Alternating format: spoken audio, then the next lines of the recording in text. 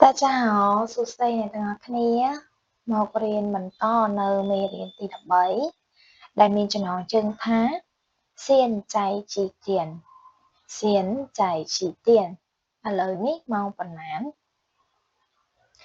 តោះពាក្យថ្មីទី1របស់យើងគឺសៀនចៃ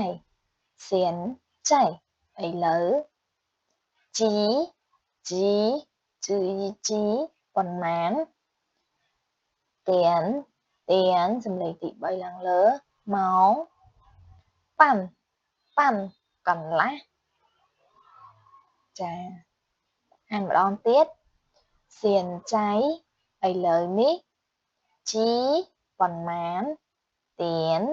ម៉ោងប៉ាន់កន្លះតោះមកមើលប្រយោគរបស់យើងវិញម្ដងប្រយោគទី1សៀនចៃជីទៀនឥឡូវនេះម៉ោងប៉ុន្មាន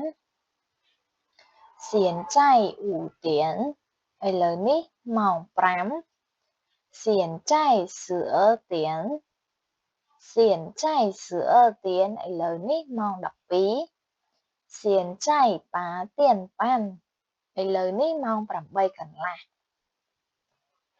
សូមអានម្ដងទៀត现在几点ឥឡូវនេះម៉ោងប៉ុន្មាន